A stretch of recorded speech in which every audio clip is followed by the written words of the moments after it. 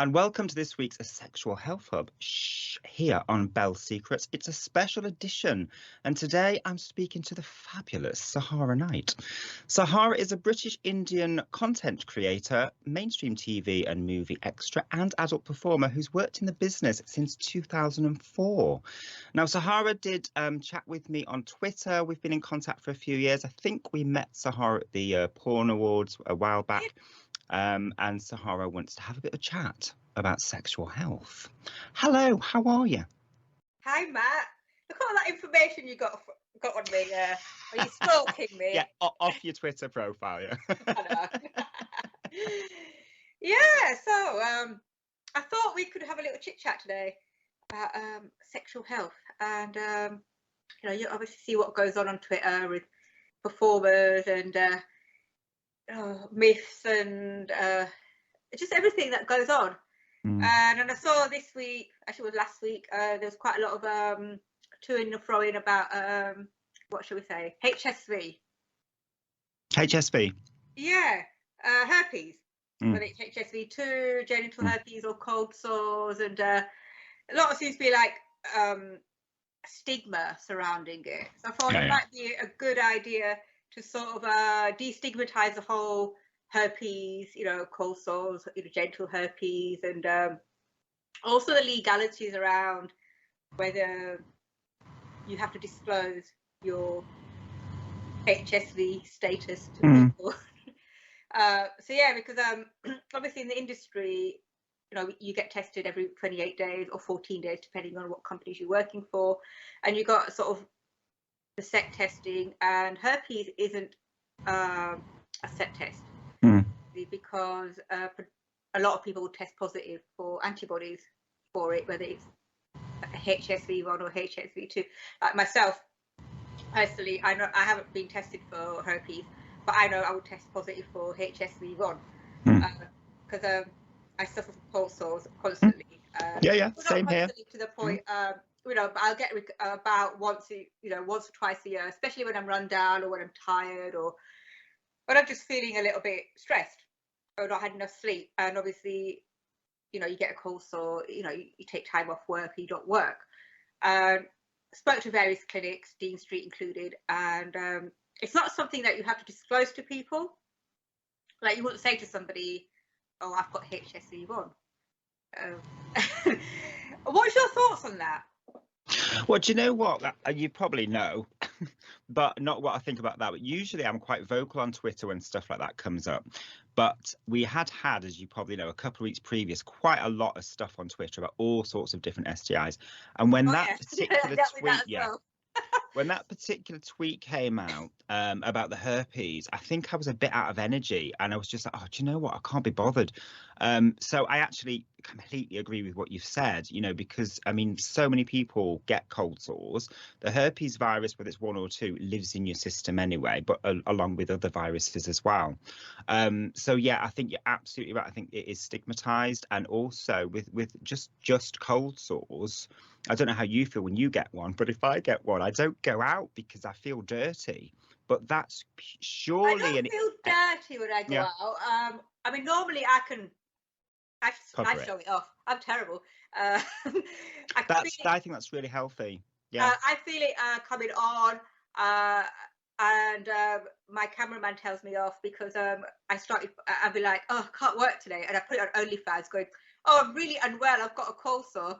And he was like, nobody wants to see it. I was like, yes, well, they could see it. But you feel, I mean, I've had to cancel shoots because I've had cold sores. But I just tell people, I go, look, I've got cold sore, I can't work. But it's not something I go on set and I show my cert and I don't say, oh, by the way, I suffer from HSV1. And because how are you going to assess the risk at that point? If I've got nothing showing, I've got no symptoms, I've got no tingling, and I say to you, oh, I suffer from cold sores, and they'll say, oh, when was your last outbreak? I go, oh, I don't know, early on this year. And then what? They'll be like saying, have you got any tingling? No. How are you going to do a risk assessment based on that? I'm responsible enough to know not to work when I've got tingling or an outbreak. Same with, I've never been tested for HSV2, and I don't know if I had an antibody test, whether that would test positive or not. There's been a lot of discussion regarding asymptomatic shedding. Like, you can still shed the virus, even though it's a very low risk, while you haven't got any symptoms. And I guess that's for cold sores and genital herpes, HSV2. What are your thoughts on that? Because some people, obviously, as you said, you've seen the tweets and everything, and unfortunately there was quite a lot of to and throwing and bullying going on, which I thought was wrong.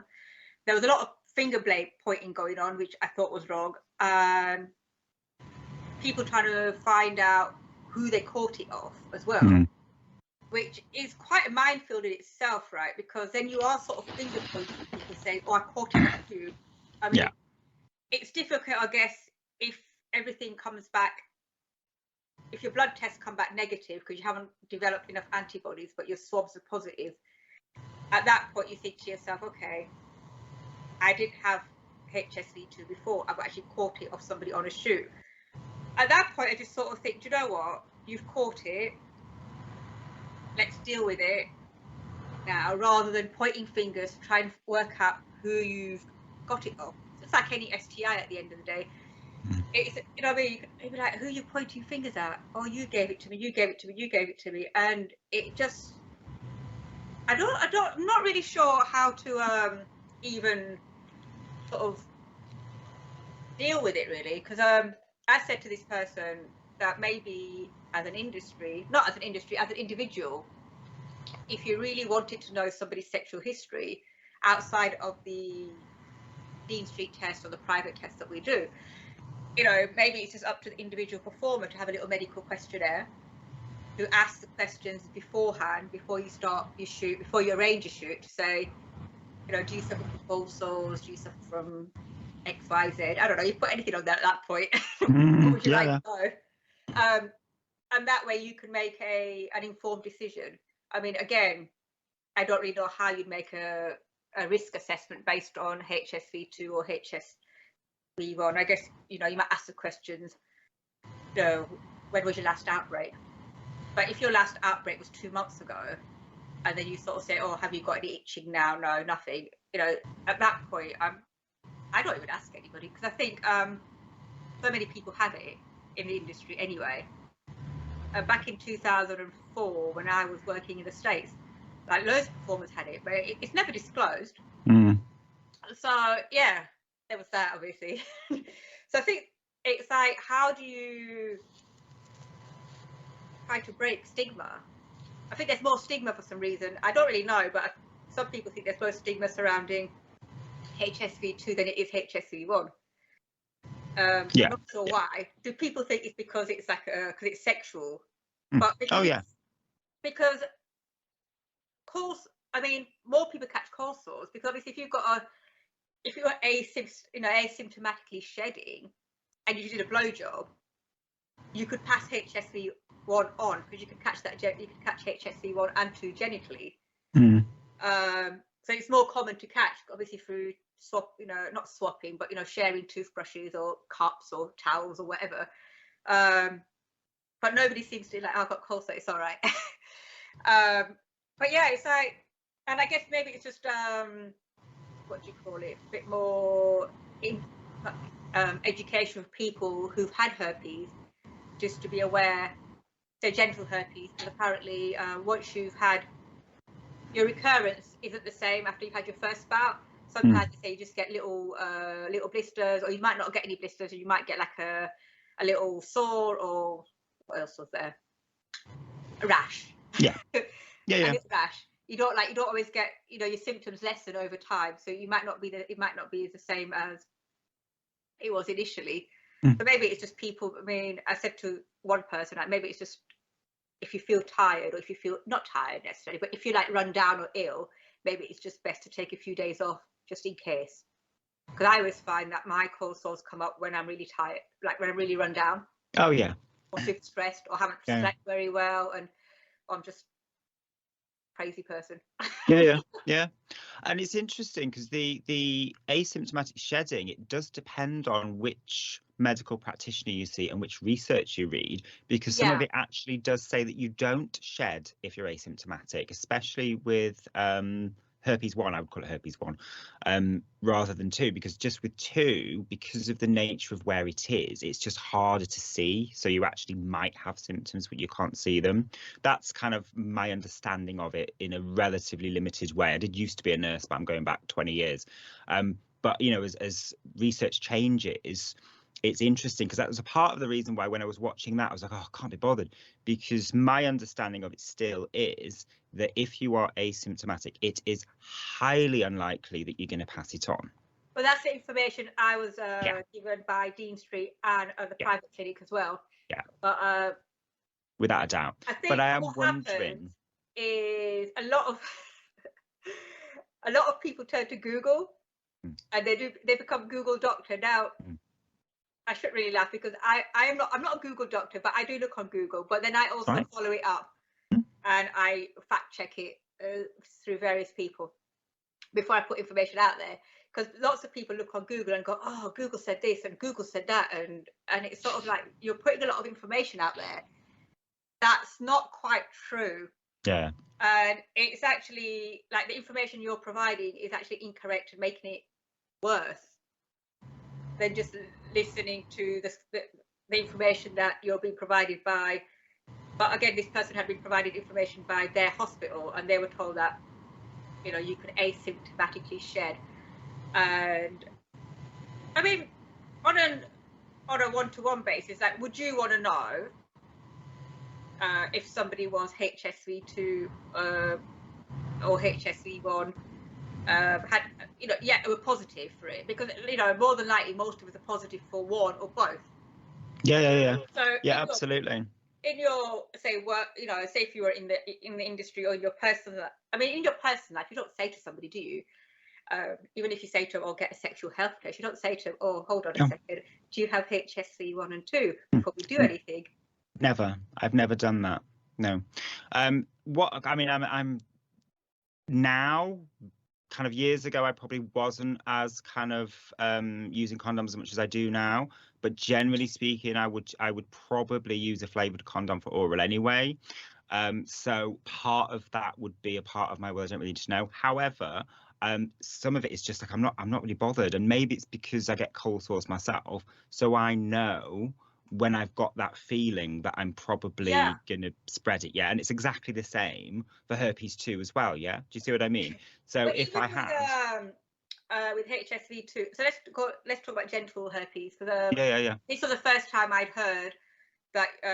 I mean, I have heard of esophageal herpes, but I didn't realize you could get HSV2 in the throat. I know it's very rare, but obviously it's in there, and this person had a lower immune system, so it's affected her really badly. And I'm very upset to sort of hear what she's been going through as well.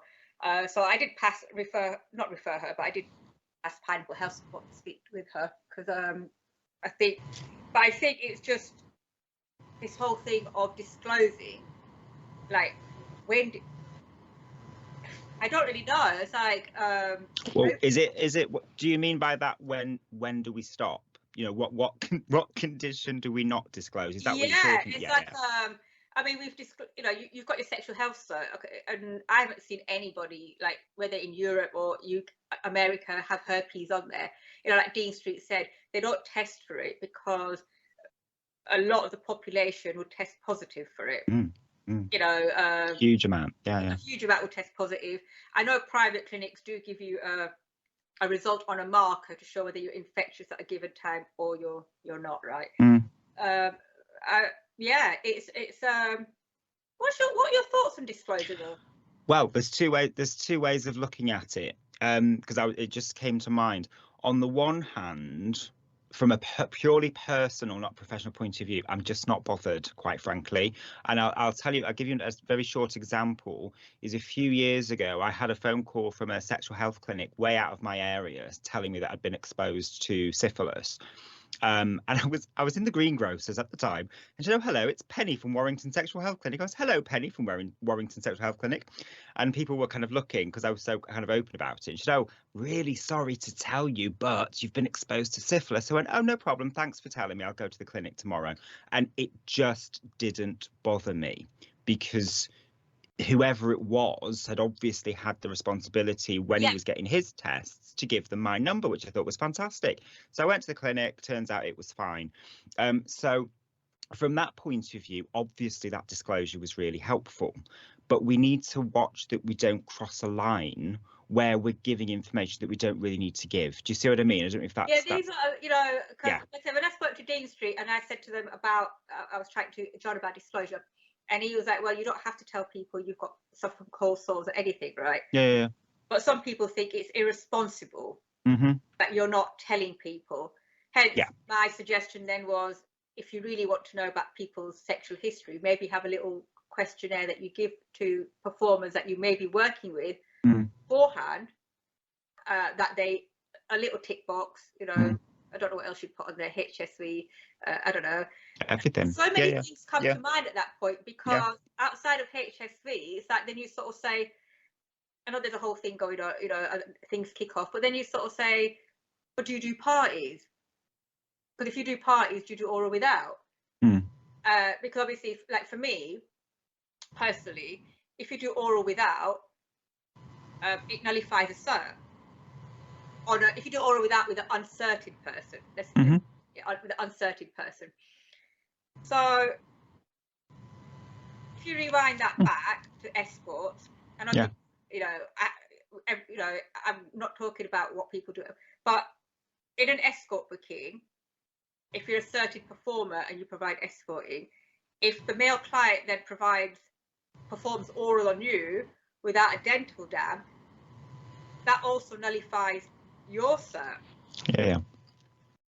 You know, it came to me the other day when I was thinking about it, and I think people don't really consider these sort of things. That is, you've just described exactly what went through my mind when I was reading some of the tweets that you might be referring to. It's like, hang on a minute.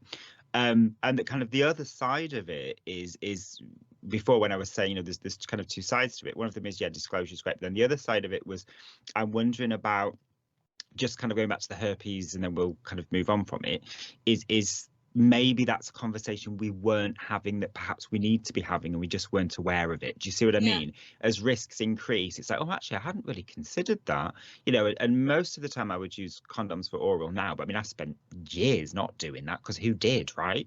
And now don't always do it. So once you've done that, anything that is bodily fluids, any cert you've got, any sexual health testing you've got, it's gone. And I remember thinking that only very recently, and then I was kind of thinking, oh God, it's hard work, isn't it? But the thing is, I think we have to accept our humanness as well. Do you know what I mean? I think there's a difference between, if you're working in the industry, and there's absolutely, you work in the industry, you've got your cert, you've got to be responsible. And if you're performing with somebody, or you're just seeing a client for escorting, whatever it is, I have to say, I do think that we have a professional responsibility to give that information to the person. Absolutely. But at the same time, we have to just accept our humanness, and the fact that, you know what, this is when I was tested, but I've had 2 clients since then and I didn't. Do you see what I mean?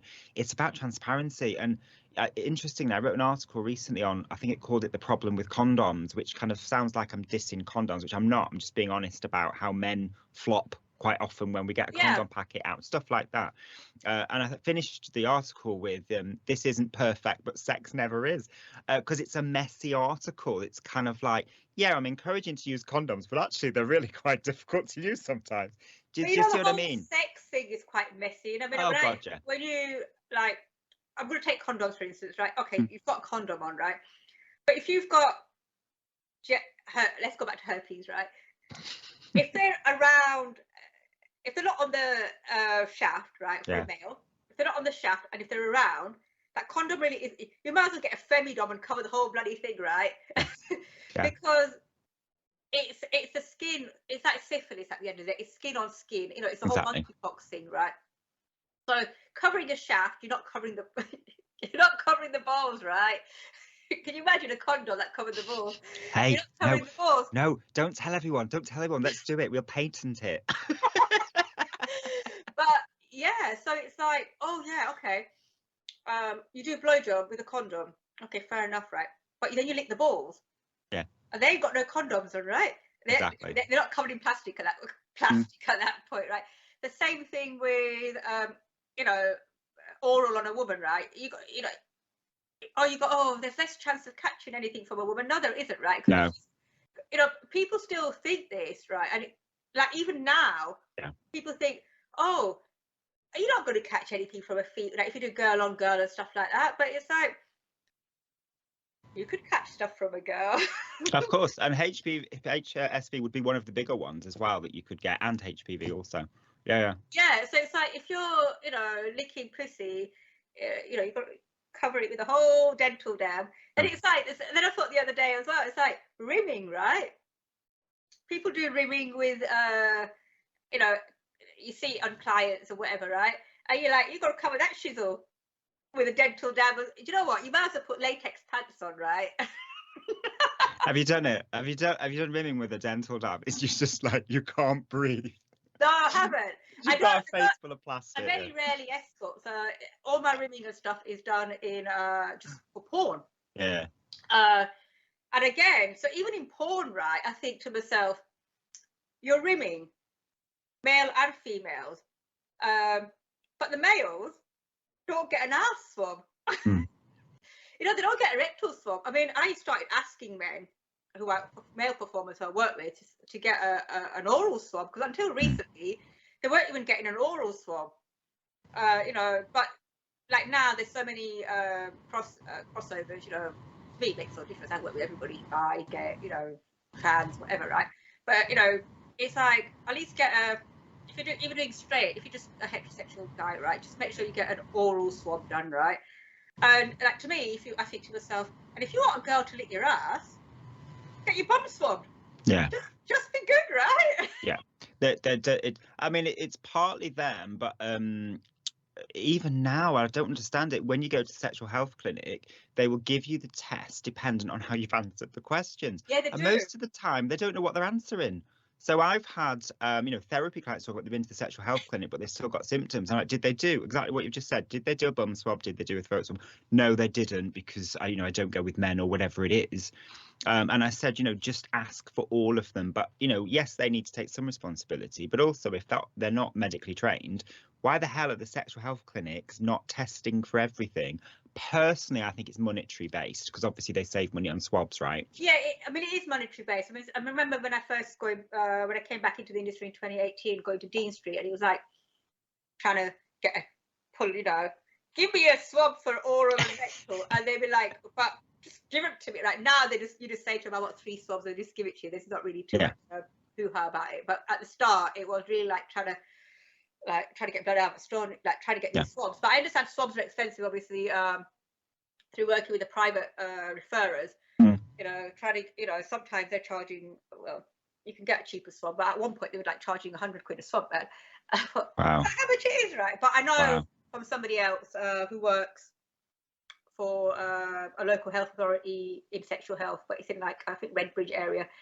I works for Positive East, and they did give me a price approximately how much it costs the NHS. It's not cheap, right, for a full, for a regular test. You're still looking at about, I think it's about 80-90 quid, right? But so I understand, but I think to myself, males and females in the industry, regardless, there's so much rimming and stuff going on now, right? It's like, just get all the swabs done. Because you get women go, oh, I don't do anal, but I'm like, somebody licks your ass at some point, right? You get rimmed, exactly. Yeah. I mean, do you know what I've done, which I really don't like about it? But I talked about this on a sex clinic a while, but I've actually stopped rimming. And it wasn't really for the sexual health risk, but I got a really bad stomach infection a few years ago, and I'm sure I got it from rimming. And I thought, you know what, actually, if you stop to think about, I know we're animals, aren't we, right? Sex is animalistic, but if you stop to think about it, it's pretty gross. Even it really is. I mean, it feels great. It feels great. I absolutely love it. But I stopped doing it a while back. Very, very rare occasions I will, and I usually use a dental dam just because I was so poorly. But from a sexual health point of view, yeah, getting the tests. But also, Sahara, the other way of looking at it is because I had this, it's kind of like a bacterial infection. In So males, now, they say, don't they, like Shigella's from Shigella you get from women. Mine was yeah. Helicobacter pylori, which is a stomach infection. Pretty sure I got that from rimming because the bacteria that causes H. pylori, well, the bacteria H. pylori, it's more active in the bowel. Right. So even though it's a stomach infection, it's more active in the bowel, which is how you pick it up. But I was so poorly. But now, which might be quite useful for anybody watching, just as some kind of harm reduction, not just for rimming, because I very, very rarely do it, but even if I can have suck and if I don't use a condom for sucking, or any kind of, kind of prolonged kissing, or if, your fingers wander, don't That's the they? other thing, your fingers, isn't it? It's You like could get something in your gob. So after I've had sex, I chew a garlic clove.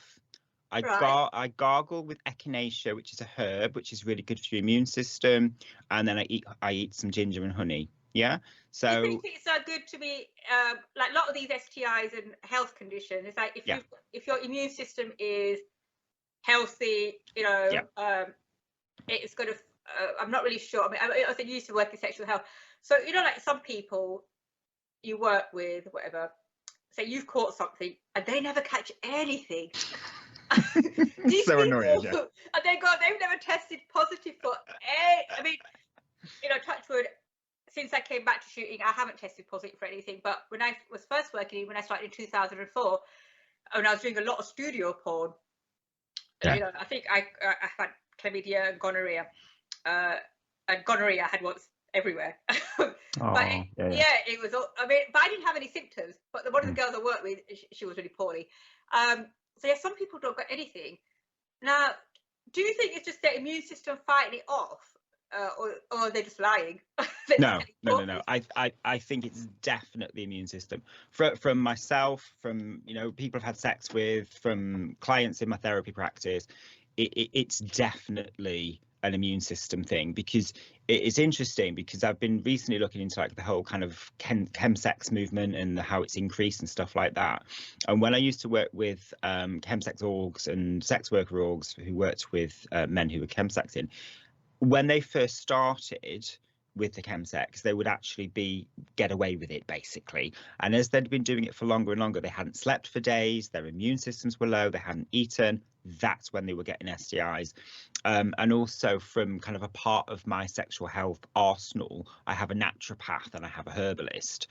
And they've all said the same thing, that once you boost your immunity, you're less likely to catch something. Now, that isn't obviously to use as, I don't use it as an excuse. No, I get that. I was just wondering why it's definitely a part of it. Definitely. like some people I mean, look at never, they're like living in the industry for a lot, and they say they never get anything, and then you think to yourself, are you just lying, or is it just the fact that your immune system has, say you've got a little bit of infection, but your immune system has fought it off at the start, so it doesn't really develop into anything. Yeah. So when you go and get tested, you've got a negative test, right? Fair enough. Oh, I definitely think that. And in fact, I think a part of the solution for some of our sexual health management is to look at our general health. I mean, if you compare it to, dare I say the C word, but let's just say the pandemic. If we compare it to the pandemic, obviously it's very similar, because they were looking at targeting specific treatments for that particular illness. Great. Same with STIs, certain treatments, antibiotics, antivirals, great. But also, if you look at the general centralization, really, of your immunity, you're not looking at viruses, you're not looking at sexual infections, you're looking at boosting your immune system. So you're looking at zinc, vitamin C, iodine, multivitamins, L-glutamine, which is an amino acid. That's actually something quite useful to mention, because L-glutamine strengthens your colon. I do have which that. Actually, it prevents. Got it in a powder form. It's fantastic. It's absolutely amazing. And can you feel? Have you noticed that when you take it, it's kind of less bloated? I used to take it when I used to train quite a lot, like when I was doing competitive training. but I haven't taken it since then, but I still have it. But recently a friend of mine told me to start taking sea moss. So it's a bit of a, you've got to sort of like that. It's a bit, it's obviously what is it, seaweed, isn't it? I don't know. So sea moss actually on the rocks in the sea. Yeah, so you can get it as a dried form, like a pure form, and then you've got to sort of reconstitute the water, and then you make it to like this gel thing, and it's it's got its distinctive taste, but apparently it's got 92 of the minerals that your body needs. Wow. And also it's high in iodine. So obviously I think you've got to be careful you don't drink too much milk with it and stuff, because obviously too much iodine can put your thyroid out of place. But it's meant to be like if you like I said, herbally and naturally, it's like maca root powder. It's meant to be very good. I take that only because I'm vegetarian, so I just add extra bits in. But I only started taking sea moss recently because a friend of mine said to me to try it, because I was going a bit crazy. I'm getting old now, so I'm going through perimenopause. I had to go to HRT. Oh wow. Yeah, so he was like, "Oh, try sea moss, and see how you feel." It's meant to, and I read up on it quite a lot before I started taking it. But I've only took it for a week and a half, or 2 weeks actually. So it's meant to help you sleep a lot better and like boost collagen in your skin and make you look younger. Not really. Wow. So I'm going to see how it goes. It's got a very distinctive taste to it though, but it's all right. You just got to like put in some water and knock it back. So you make it into this gel thing, right? And then I just mix it in some water and just drink it, like literally 2 tablespoons and drink it. And it helps your bowel, first of all. Right? Yeah. So it's been really good for my bowel because it's been constantly constipated, right? So now it's sort of moving again. That's brilliant. Yeah, which is really good. But yeah, so I just did wonder about that, because you hear people, "Oh, I don't get nothing. And you're like, yeah, okay, you're lying. Yeah. But like you said, use this. No, I definitely do. Yeah, without a shadow of a doubt. I mean, I worked in the business myself when I retired in 2017. I think that was my 9th time. And in the 25 years, I didn't have an STI. And I have to honestly say that was not all just by responsible behaviour, because some of it was very irresponsible. I think part of it was luck, I have to say, and part of it is because for all of that time I had naturopaths and herbalists and stuff like that. Yes. But also, more importantly, Sarah, I had good practitioners like therapists and stuff who would kind of say, do you know what, your behaviour's it's out of whack now, you're going to harm yourself. And I think we need that sometimes. So, if you're looking at because I know we've talked about the blame game, and absolutely, I think judging people, stigmatizing them, blaming them, it's just not helpful. But what do you think about, let's personalize it. If you had a friend who were on self-destruct, or they were having a lot of perhaps unsafe sexual behavior or personal behavior, drugs, whatever, how would you address that with them in kind of a non-judgmental way, but a way that might support them? I'm not sure. I haven't really got anybody. Oh, bless you. I mean, not that way, but I haven't really got anybody who's sort of in that destructive way. Yeah, hypothetically. Yeah. I mean, you'd have to be supportive, not supportive. I mean, you'd have to sit them down and maybe speak to them about their behaviour, like how it's affecting them first, and maybe how it's affecting people around them. Yeah. But you'd have to, I mean, if you weren't able to then support them, you'd have to like maybe refer them to people who might be able to support them. I think. Because it's like mental health and stuff. You can listen to people, but there comes a point where you're not able to provide the help that they need. So you do then have to refer them on to somebody else. But I think you do have to be supportive, because whatever reason they're doing it for, there's obviously, it's a cry for help at the end of the day. Yeah. If they're spiraling out of control, there's obviously, it's a cry for help or something. And I think what happens now, I mean, let's talk the doctors now. Like if you go to the doctors, they give you 10 minutes, right? If you're lucky, yeah. If you're lucky, I had to go private for my HRT because I needed more than a 10-minute consultation. Yeah. Okay, you pay for it, but then you get an hour. In the doctors, you're like, quick, get out. And they can't really look at the root cause of what your issues are. So they're just looking at your symptoms. Oh, you know, and if you say to the doctor, oh, I'm really tired, I'm stressed, I'm not sleeping, they'll be like, here, have some antidepressants.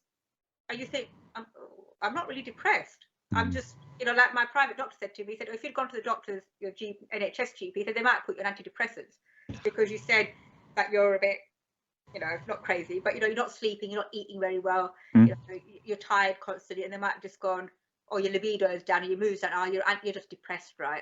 And she said, you're not. She said, no, you're 47 now. She said, I can see from everything you said that you're, you know, it's perimonal. And then obviously they give a blood test and everything. But I think a lot of it is trying to get to the root cause of what the issues are. I think that's the hard part. Yeah. You know, your friend has to be able to open up, and maybe they can't open up to you because they think, as a friend, you might judge them, or you might look at them a little bit differently. Yeah.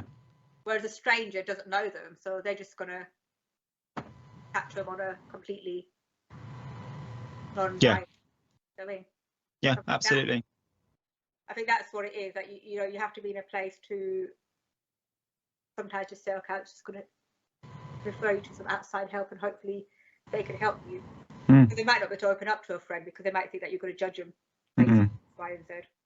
Yeah, yeah, absolutely. And if you kind of look at that from a sexual health point of view, you know, back in the day, I remember when I used to go to the sexual health clinic, I think because I would kind of call that tough love, you know, if you see someone on self-destruct, obviously you're going to support them, and there's only so much you can do, maybe if you're in their personal circle. So it's like, do you know what, you need to go and see this person and get some professional help kind of thing, which I've done many times with friends. I think being a therapist as well, they kind of expect me to be their therapist, which sometimes it's actually okay to do that, but most of the time it's like, no, you need to go and see this person. But kind of linking that with sexual health, I remember sexual health clinics, they used to do that. They used to be giving you the risks. This is what happens if you do this. And it was all about the condom and all the rest of it, which I think was too down the judgmental street, and it wasn't realistic, because we've already talked about how messy sex is, right? So that it wasn't realistic. But for me personally, I think they've gone too much the other way now. It's kind of like, oh yeah, okay, just take this pill and that, and oh yeah, take some antibiotics. And it's an interesting paradox that seems to be going on. I think it's lost some of its now. So I'm going to go from when I first started in the industry in 2004, and when I came back in 2018, I was very surprised, because they were like, oh, you got to Dean Street, and then you got to Dean Street, and I was like, they're like, here, have some swabs. I thought, oh, it's nobody doing it for me, right? Because I'd spent, like, so when I started in 2004, I used to go to Chelsea and Westminster. Okay, it was 3 hours of your day, right? But it's long. You have to go see you have to see the HIV advisor first. Yeah. And that was every 28 days. And you used to think, you know what, I don't need to see every 28 days, right? Once every 6 months, fair enough. You know, because they used to ask you the questions like, you know, if you were tested positive, would you have someone to support you, blah, blah, blah. And every month it was like, you asked me the same bloody questions, right? It got a bit tedious. But and then you went back and then you went to see the nurse, and they did everything. They did the swabs, they checked everything. I used to like that, actually, because because they did everything. So they made sure, you know, they did got on the bed, get on the bed, and they checked everything, right? The nurse was like, check your skin, check everywhere. If there's something wrong, you know, check for thrush, check for BV. And I thought it was great. Yeah. Like now it's all a bit, you know, okay, you can't really cheat on it because you've got the swabs. Otherwise, if you don't do it properly, you get inconclusive, and you've got to make yourself go back to the clinic. And so you know, it's lost a bit of. I mean, I know you get your bloods taken by a nurse, but all the other parts of it have sort of, it's lost that. And I guess it is, you know, it comes down to funding, comes down to money, comes down to time. Yeah. That's what I miss.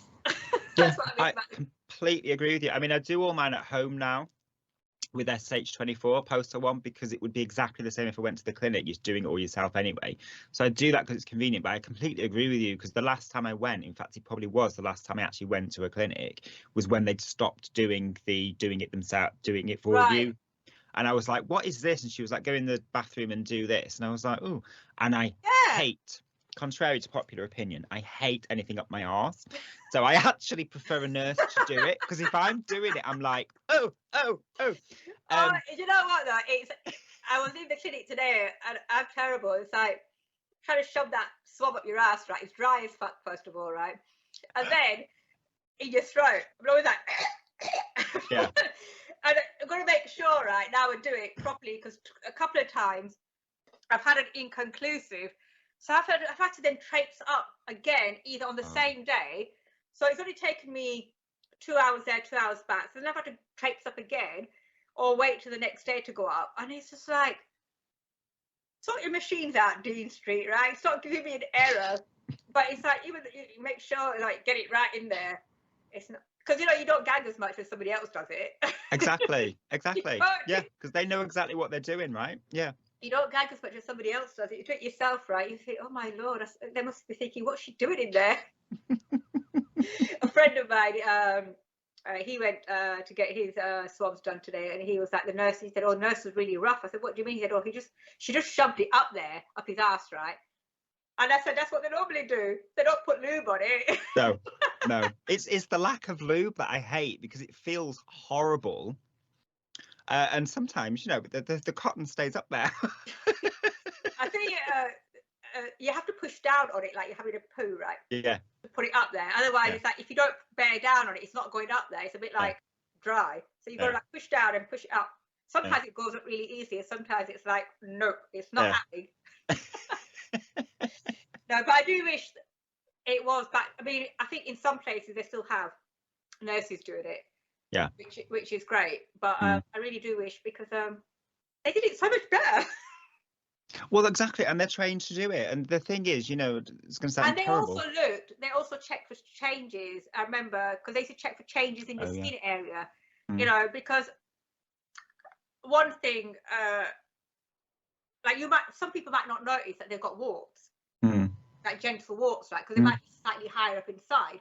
But when you're on the table, legs akimbo, with a medical clamp up you, right? You know, I forgot what they're called, right? The speculums, that's it, the speculums up you, and the nurse is looking. She can see in there, right? Exactly.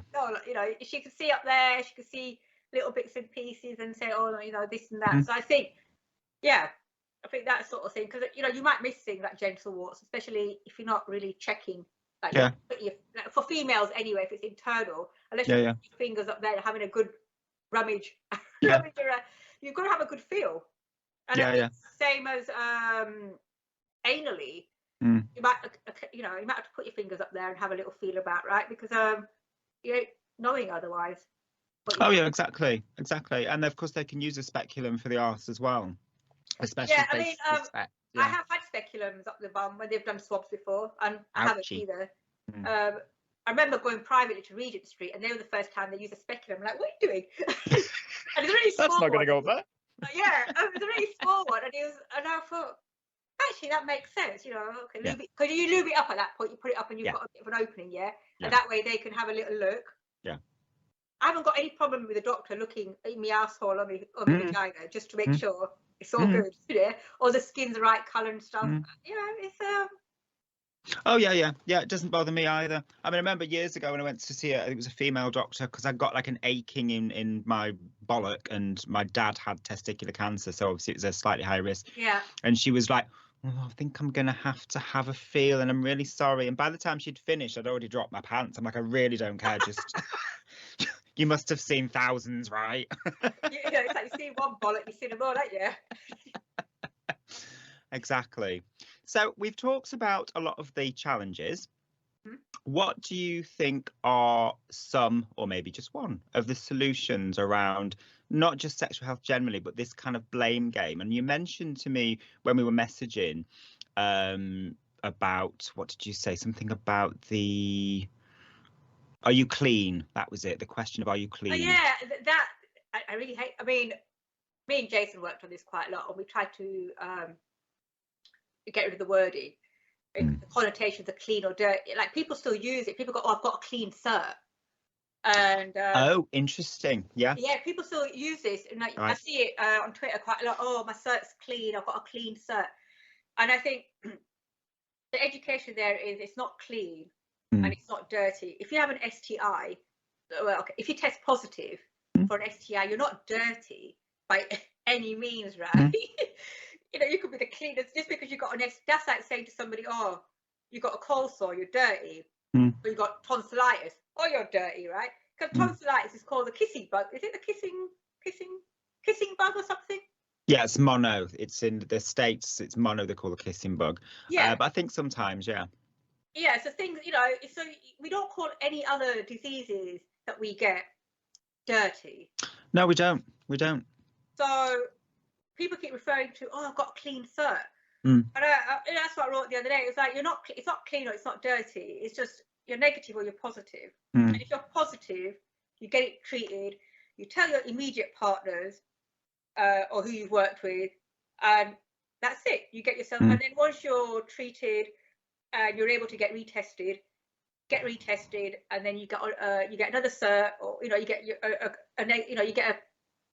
get your retest done and get a negative on it, and then everything is good. That's it. I think, you know, we need to get out of, you know, I think stigmatization then comes out, oh, it's dirty, oh shit, you got, you know, oh, you got genital herpes, you're dirty. But it's like, I think to myself, if you've got anything, I'll put cold sores aside because you can pick them up from a very young age, but anything else, right? You've caught that from somebody. You know, you could be the most fastidious person in your life, right? You know, you make sure that you don't do X, Y, and Z, but obviously you go to work, you know, and on a, you know, then you expect your core performers to be also as fastidious. But then, you know, nobody, you know, you only know about your own sexual health. You know, what somebody else does, you have to, you're taking them on trust at the end of the day that they haven't done anything on that. They haven't done anything whilst being certain that's going to nullify that cert. So if you catch something from somebody, you've caught it from somebody. You know, that's why I don't like this point again with the finger, because it's like, because you might have caught it from somebody, but they've obviously caught it from somebody as well. Exactly. Do you know what? I was laughing then because it's like a daisy chain, right? Because it just goes round and round. It's like you're never going to pinpoint who you caught it was. Well, who anyone caught it of. Yeah. We had a cold go around work because I have a day job in mental health, and we had a cold go around work. And as you were saying that, I was thinking to myself, I need to practice what I preach, because I actually blamed one of the support workers for giving me the cold. And I remember telling a colleague in work, and she said, yeah, I blame her as well. But you know what? I think that's a human thing. I think for all of us, we all do it, you know. Yeah. As I say, not as I do, sort of thing. But we need to stop, right? We all need to stop, yeah. And I think it's just like, if you fall ill or something, I mean, general illness, fair enough. But if you're something like herpes, I guess you want to find someone to blame. That's all it is, and because you think, oh shit, you know, why have I got it now? So I've got to blame someone, rather than thinking, okay, you know, STIs. If you're going to work in the industry, in the sexual sex worker industry, whatever you want to call it, it's a risk of the profession at the end of the day. Of course, yeah. It's the risk of the profession that you have to accept, and if you can't accept it, you shouldn't be doing it. You should just abstain from sex completely, right, till you're married, and both have all your 3 months test, and then you go, oh, you're negative, you haven't got anything, right? That way, if you catch something, you'll be like, you fucker gave it to me, right? Because you can only blame one person.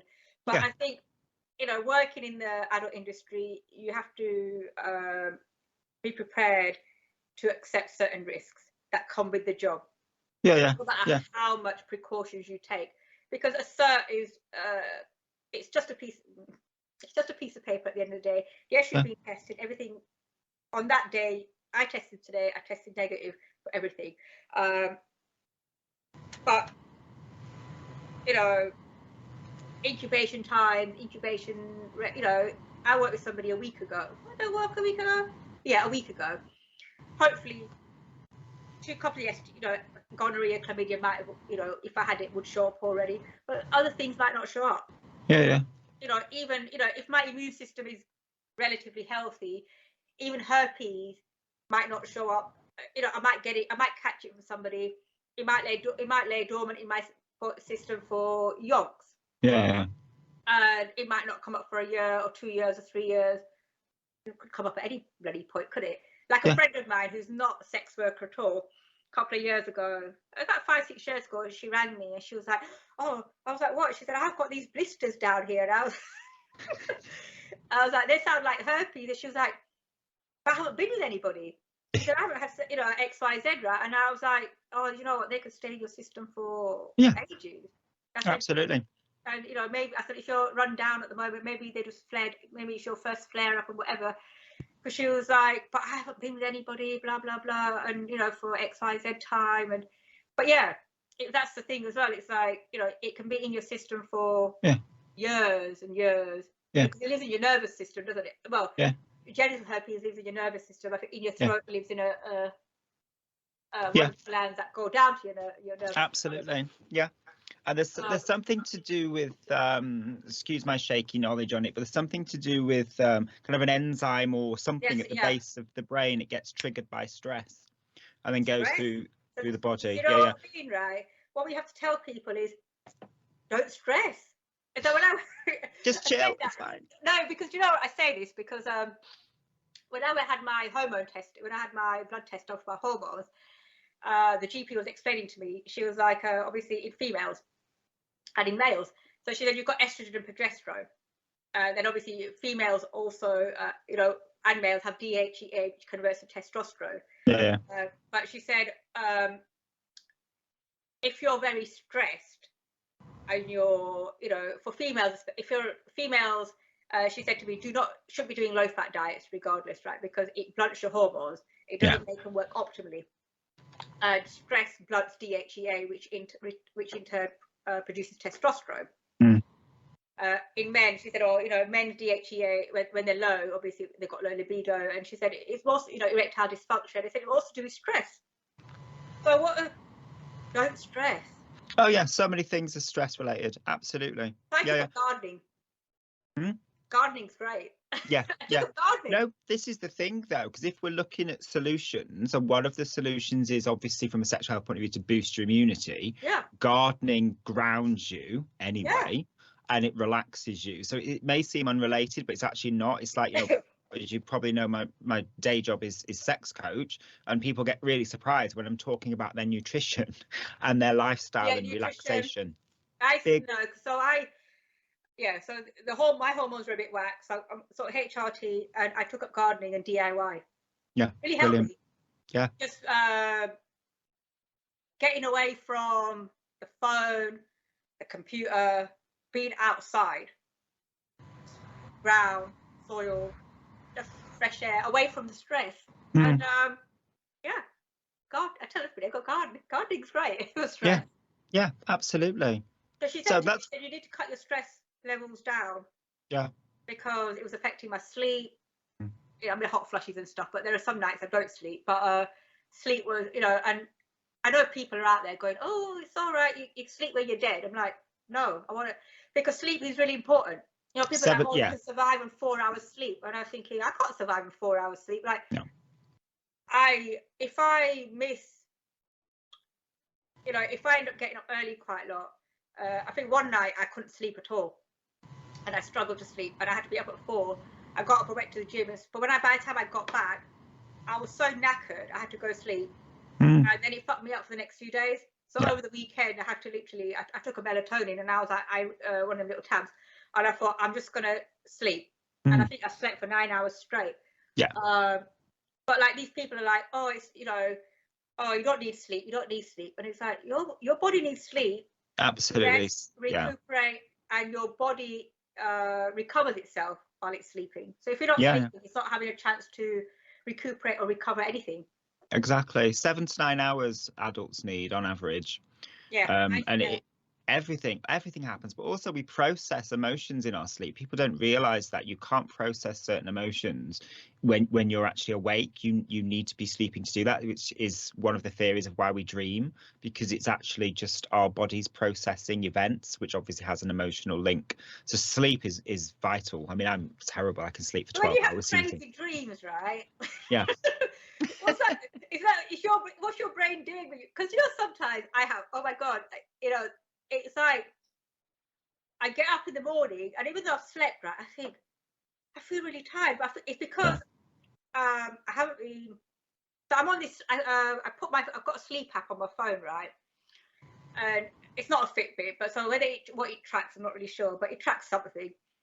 And some days, when I've taken a melatonin, it shows really deep sleep, and it shows like 80% sleep. I'm like, oh, that's good, right? I don't think you don't sleep. You don't really dream when you're so much in deep sleep, do you? It's sort of no. Yeah. But sometimes it's up high, right? So it's showing sleep, right? But then I know, right, I've had a hard night because I've been working hard in my dreams, right? Because I feel like the dreams, I've lived another life in my dream. Yeah. And I've got up and I'm thinking, oh, what have I been doing? And you don't remember it completely, but little flashbacks come, and I think, what the fuck was I doing in my dream? And I look and I thought I was dreaming a lot that night because obviously the sleep wasn't deep. So it's actually just you processing your thoughts throughout the day. It's a part of it, I dream stuff and I'm thinking it's crazy shit. It's not necessarily just from the day though, because obviously events that we have now is going to trigger stuff from way back. Okay. So that's why sometimes we'll dream about childhood and stuff like that, effects people have had on us, all the rest of it. So it's a part of it is the processing the day and just kind of having some downtime from that. But it's the body and mind's way of kind of understanding what's happened. Right. And that's only one theory on why we sleep, and I'm sure some scientists would have more of a kind of methodical view of it, but that's how I see it. And sometimes it's like, if you've noticed, sometimes you can go to bed really stressed and have had a horrible day. You'll sleep, maybe have reasonably unpleasant dreams, but when you wake up you actually feel better. And the way I see that is absolutely your body's not just processing it, that's probably not the right word, but releasing it, processing it to release it. That's partly what the dream state is for, partly.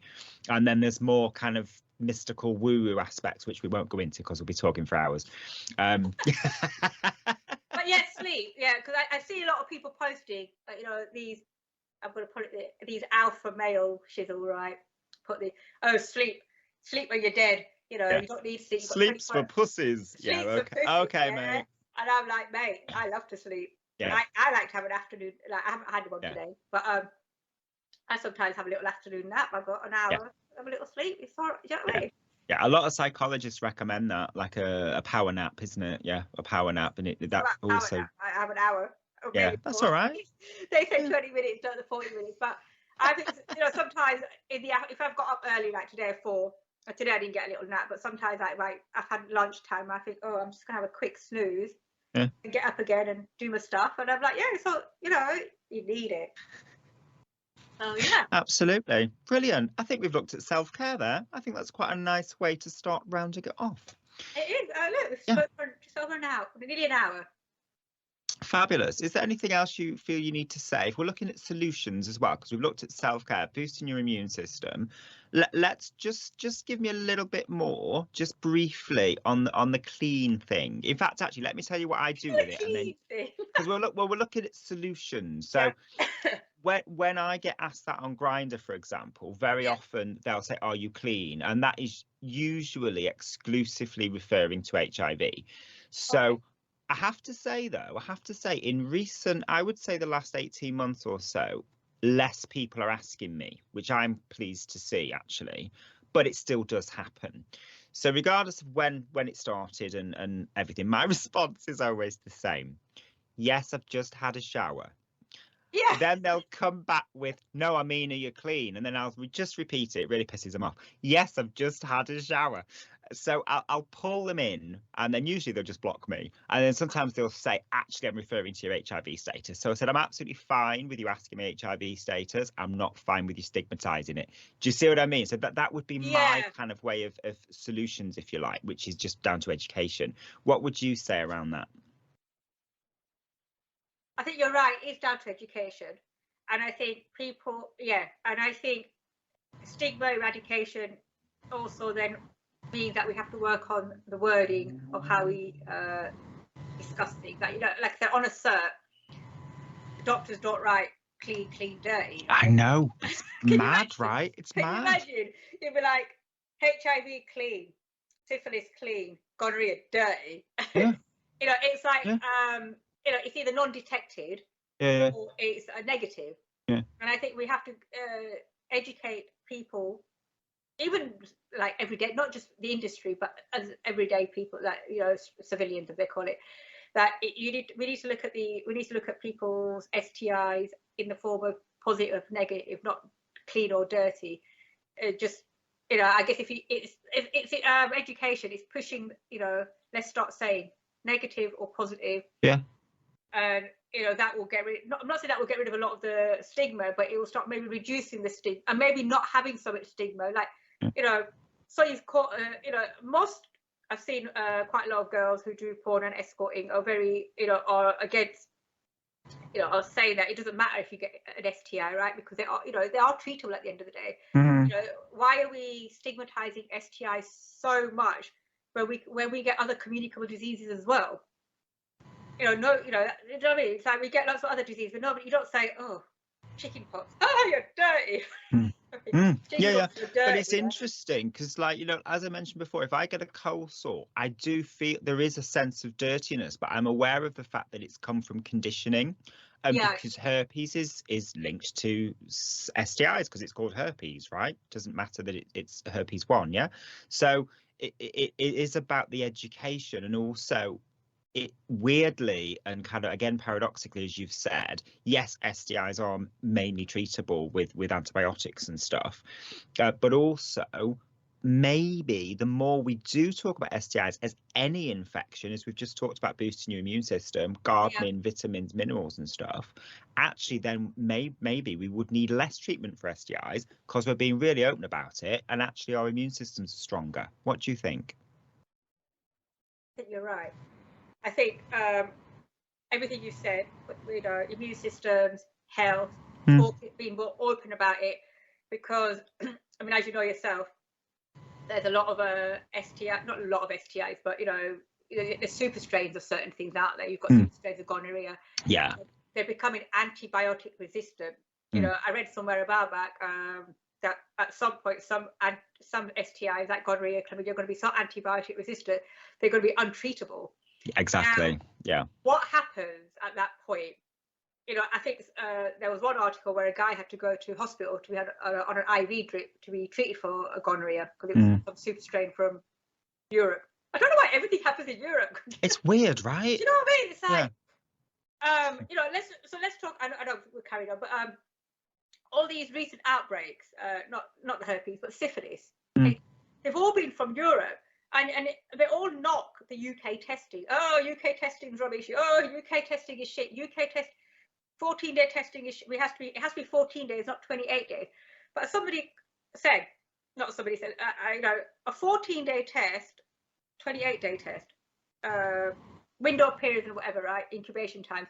But on a 14-day test, if you have worked with multiple people and done parties and whatever, right? So on your day 12 of your test, you've already worked with 10, 20, 30, 40 men, right? And then you've got somebody in a 28-day test who's only worked with two people. Exactly. Right? Yeah. So it's all about the amount of people you work with. And I personally don't think you know, shoving everything, squashing everything into a short window period of work is actually helpful. Yeah, you're going to get tested after 14 days, but you know, again, window period, that might not get picked up till day 28, day 29 anyway. Yeah, exactly. So people and are like, is... oh, you know, you get a Dean Street test and you shove everything into the first 14 days, well, and then you just do something else on the next 14 days, but you're just spread it out a little bit, you know.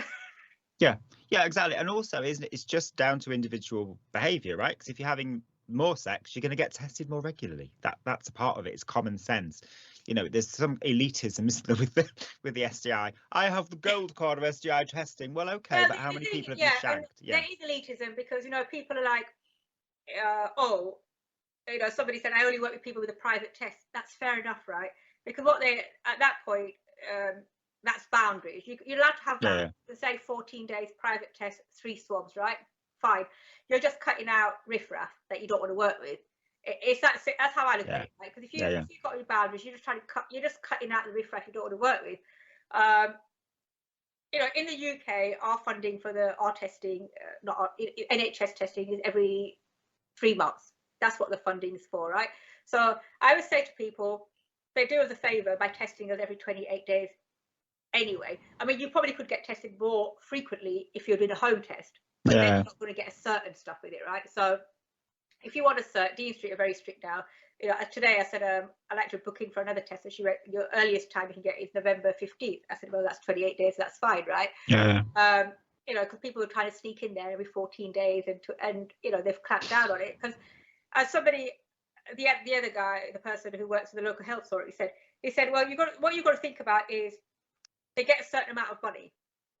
Now, if they run out of that money, you know, they've got it for the whole year or whatever, however they get it, right? He said, what do you think is going to happen if they run out of that money in, say, August? Yeah.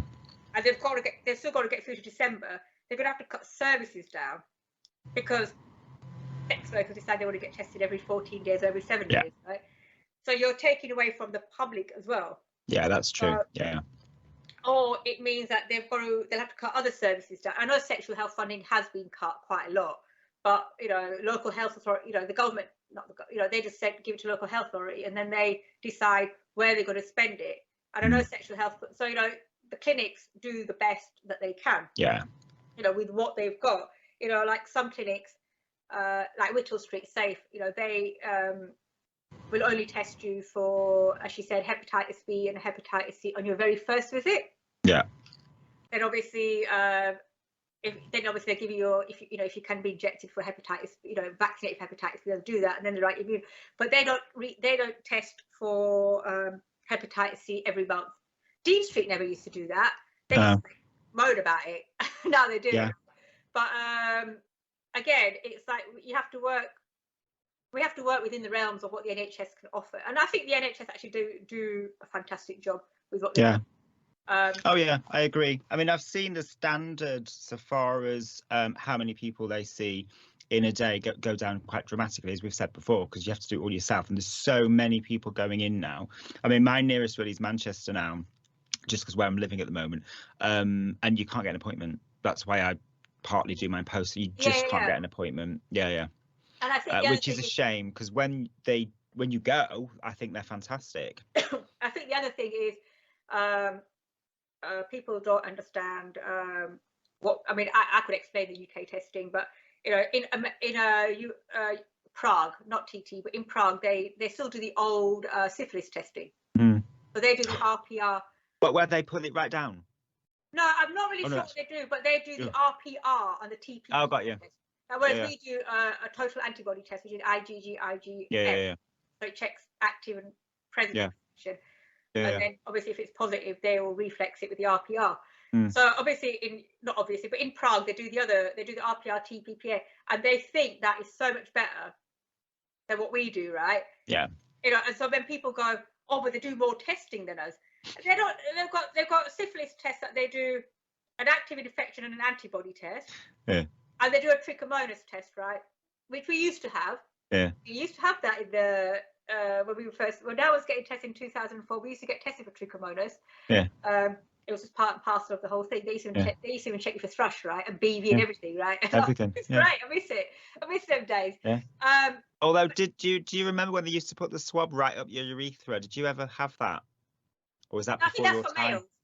I think that's they used to do it with women as well. They used to I mean, I'm going way back. I mean, would have been. I'm not. Do you know what? Right, I'm not 90s. really sure. Maybe they did, right? Because I'm not really sure. Yeah, they used to put it right up twice. I'm not really sure where they take the trichomonas. I thought the trichomonas was just higher up your cervix. So I know, obviously, in men, you know, a swab. And that's the other thing with men. Like some people are like, oh, urine testing. I go, urine testing checks things in your piss, man. It doesn't check things up your throat or your ass. Exactly. So it's like, you know, urine testing, great if you're a man. Get your swab done in your bum hole and your mouth as well. Absolutely. Just in case, you know, for people watching, they no longer do that. They know, because it's a bit of an urban myth that they used to put a swab down with an umbrella on. It never had an umbrella. What? It was just a tiny little swab. However, I have to say, just a lollipop stick that went down your urethra, did it? It was very painful. Like, I know lots of men said that. Horrible. But rest assured, they do not do that anymore. lollipop stick, Daniel. That was way back. 2004, they used to still do that. Did they? Oof. 2000, when I was with my ex-partner, about 2006, Yeah. I used to stick a lollipop stick down your urethra. Yeah, down your. I mean, what the fuck? Twice, not just once, but twice. I couldn't believe it. He was like, and now I'm going to do it again. I'm like, you are kidding. So funny. Oh, this has been fantastic. I've very much enjoyed it. Yeah, it's been very informative. It's been a good chat. Brilliant. Stay right there. I'll just do a little bit of an outro and then we'll have a little chat off air. All right.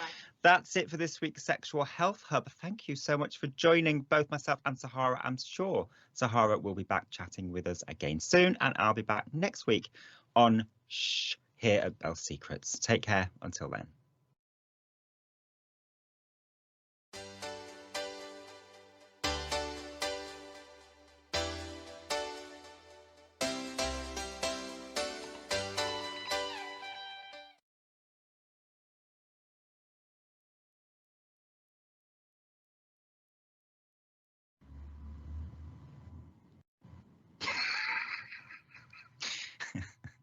They're not really sorting the Skype out, are they? They're just shagging.